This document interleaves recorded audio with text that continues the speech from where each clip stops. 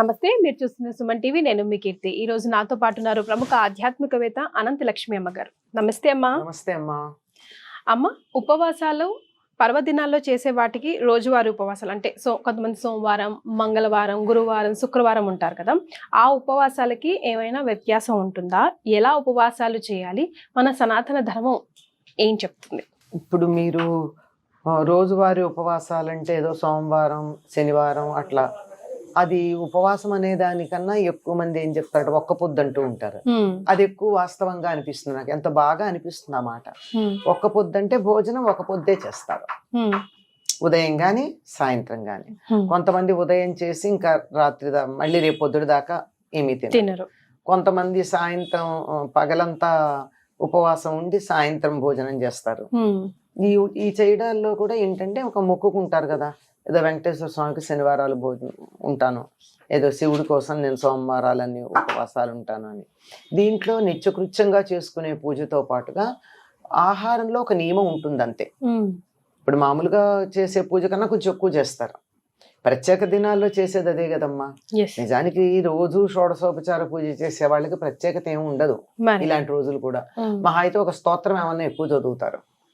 ఇప్పుడు శనివారం అయితే వెంకటేశ్వర స్వామిది, ఏదో సోమవారం అయితే శివుడిది, ఏదో గురువారం అయితే దత్తాత్రేయుడిది, ఇట్లా ఏదో ఒక స్తోత్రం అధికంగా చదువుతారు తప్ప ప్రత్యేకంగా ఏముండదు. కానీ నిత్యకృత్యంగా పూజ చేసే అలవాటు చాలా మంది ఇళ్లలో ఉండదు. అంటే వాళ్ళు నాస్తికులు అని చెప్పడానికి లేదు. దేవుడు ఉంటాడు, ఒక దీపం పెడతారు, దేవుడి దగ్గర ఓ దీపం పెడతారు, ఒక అగరత్తి వెలిగిస్తారు, ఉంటే ఓ పండు నైవేద్యం పెడతారు. అంతేగాని మొత్తం షోడశోపచార పూజగా చేయడం, ఒక క్రమ పద్ధతిలో చేయడాలన్నీ ఫాలో అయ్యేది ఉండదు. తోచిన ఒకటో రెండో స్తోత్రాలు చదువుకోవడం.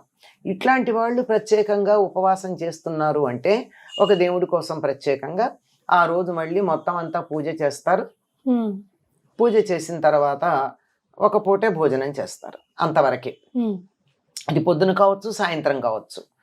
కొంతమంది దానికి చాలా రకరకాల అమెండ్మెంట్స్ కూడా పెట్టుకుంటారు. అంటే అన్నం భిన్నం చేసుకు తినచ్చు గనక అన్నం కాకుండా ఉప్పుడు పిండి చేసుకోవడము, ఉప్మా చేసుకోవడము, రొట్టెలు చేసుకోవడము, మనకు కన్వీనియన్స్ అమ్మా, మహా సౌఖ్యం. అన్నం అయితే ఒకటి, ఈ ఉపవాసం అని చెప్పి రకరకాలు చేసుకు తినడాలు, అది కూడా ఆహారం కిందే, వండిన ఆహారం కిందే కదా. అని పళ్ళు తినేవాళ్ళు కొంతమంది. ఇంతవరకే నియమం. నిత్యకృత్యంగా సంవత్సరం అంతా ఎప్పుడూ చేసేటటువంటి ఉపవాసాలకి మీకు ప్రత్యేకమైన ఉపవాసాలు కొన్ని ఉంటాయి. ఉదాహరణకి శివరాత్రి, లేదా వైకుంఠ ఏకాదశి, లేదా తొలి ఏకాదశి, లేదా నాగుల చవితి. ఇవి చాలా నియమాలతో పాటించేటటువంటి ఉపవాసాలు. చతుర్దశి నాడు, చతుర్దశి అంత అందరూ ఏం చేయరమ్మా. ఏ చతుర్దశి? అనంత చతుర్దశి. ఇప్పుడు అనంత చతుర్దశి. అనంత చతుర్దశి నాడు ఉపవాసం కాదు వాళ్ళు చేసేది, వాడు పూజ చేస్తారు, వ్రతం చేస్తారు. ఆ వ్రతం చేయడానికి ముందు రోజు ఉపవాసం ఉంటారు. ఉపవాసం అంటే ఒక పూటే భోజనం. ఇప్పుడు సాధారణంగా ఇప్పుడు నేను చెప్పినవి ఏమైతే ఉన్నాయో, వైకుంఠ ఏకాదశి కానీ, శివరాత్రి కానీ, నాగుల చవితి కానీ, తొలి ఏకాదశి కానీ, ఇవి పూర్తి ఉపవాసం, పెద్దగా వ్రతం కాదు. ఓన్లీ ఉపవాసం. అసలు పిండి వంటలు భోజనాలు కూడా ఏముండవు, ఉపవాసం ఉంటారు. ఇలా ఎవరైతే ఇలా ప్రత్యేక దినాల్లో ఉపవాసం ఉండదలుచుకున్నారో దానికి నియమం ఏమిటంటే ముందు రోజు ఒక పూటే భోజనం చేయాలి. ఓకే. అంటే ముందు రోజు కడుపు నిండా రాత్రి తినేసి రేపంతా ఉపవాసం కదా అనుకుంటాను నేనైతే. జనరల్ గా అలా చేయకూడదు. ముందు రోజు నుంచే బాడీని ప్రిపేర్ చేసుకుంటూ ప్రిపేర్ అవ్వాలి. ఏముంది దానికి, వాళ్ళు కొంచెం ఆలస్యంగా తింటాం అంతే కదా, పెద్ద తేడా ఏముంది. నిన్న బాగా ఎక్కువ తింటే కడుపుని, ఒకసారి ఎప్పుడన్నా అధికంగా తింటే ఏం చేస్తాం, పెందరాడే తినకుండా ఆలస్యంగా తిందాంలే, నిన్నటిది హెవీగా ఉంది అరగలేదు అనుకుంటాం. అది ఉపవాసం ఎట్లా అవుతుందమ్మా? మరి కనుక ముందు రోజు ఏకభుక్తం ఉంటారు, అంటే ఒకటే పూట భోజనం. తర్వాత ఇలా నియమం ప్రకారం ఉపవాసం ఉండదలుచుకున్న వాళ్ళు పర్వదినాలకి బ్రహ్మచర్యం పాటిస్తారు. రేపు పూజ అంటే, రేపు ఉపవాసం అంటే ఇవాళ బ్రహ్మచర్యం. వీలైతే నేల మీద పడుకుంటారు. ఈ రోజుల్లో చాలా మందికి ఒళ్ళు నొప్పులు, కీళ్ల నొప్పులు అలాంటివి ఉన్నాయి గనక కింద పడుకోలేకపోవచ్చు.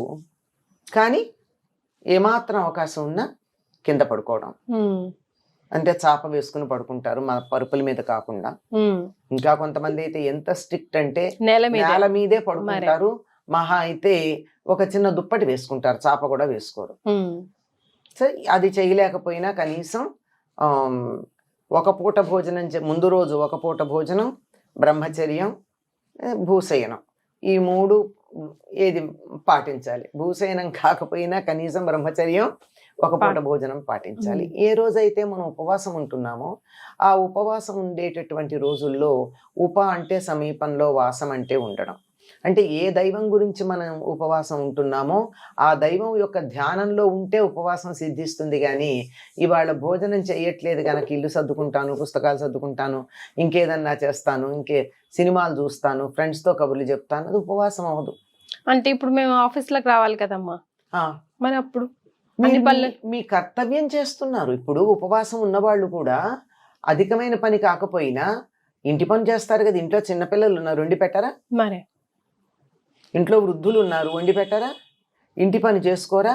ఇల్లు చిమ్ముకోవడం, దేవుడి గది బాగు చేసుకోవడం, ఇలాంటివన్నీ చెయ్యరా? అన్నీ చేస్తారు కదా. నిత్యకృత్యంగా చేసే పనులేమీ మానడం కాదు. కానీ నేను ఉపవాసం ఉన్నానని చెప్పి వేరే పనులు చేయకుండా మన కర్తవ్యం ఏదైతే ఉందో అది నిర్వర్తిస్తూ మిగిలిన సమయం అంతా దైవధ్యానంలో గడపాలి. చాలా మంది ఆకలి వేయకుండా నిద్రపోతా ఉంటారమ్మా. అది ఉపవాసం కాదు, నిద్రవాసం. అది అంతే. మీరు ఆకలేయకుండా ఉండడానికి నిద్రపోవడం కాదు, అడగంగానే నిద్ర రావడం కూడా ఒక అదృష్టం. ఆకలేస్తే నిద్ర వస్తుంది, ఎలా వస్తుంది? రాదుగా.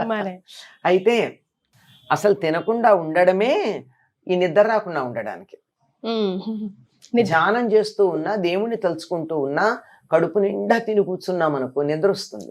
అలా నిద్ర రాకుండా మనం ఖాళీగా కూర్చున్నప్పుడు మనసు చైతన్యవంతంగా ఉండాలి అంటే, చురుకుగా ఉండాలి అంటే ఆహారం తీసుకోకుండా ఉండాలి అంటారు. ఉండలేమండి, ఈ రోజుల్లో పరిస్థితులు, మందులు వేసుకుంటున్నాము, మా వల్ల కాదు అని అనేవాళ్ళు ఉన్నారు.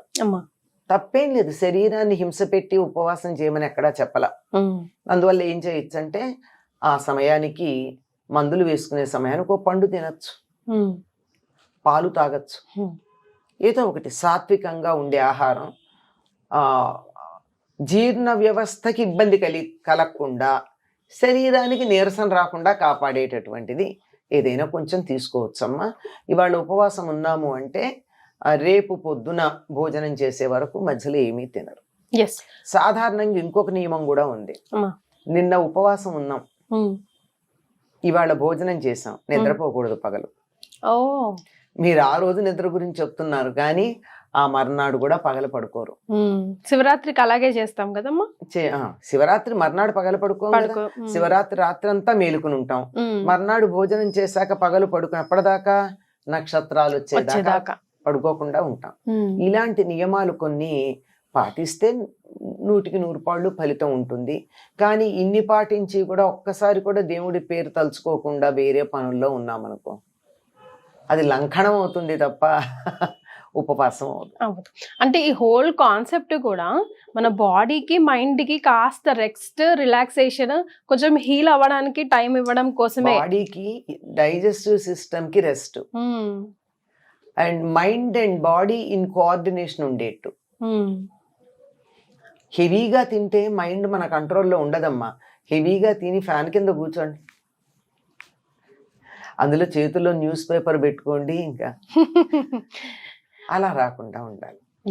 ధ్యానం చేస్తున్నా, జపం చేస్తున్నా, దేవుణ్ణి తలుచుకుంటున్నా నిద్ర రాకుండా మనసు చురుకుగా ఉండడం కోసం అతి తేలికైన ఆహారం తీసుకుని, మళ్ళీ నీరసపడకూడదు, అట్లాని బరువుగా ఉండకూడదు, మన మనస్సు భగవంతుని మీద ధ్యానం అయ్యేటట్టుగా ఉండాలి. రైట్ అమ్మా, థ్యాంక్ యూ సో మచ్. నమస్తే.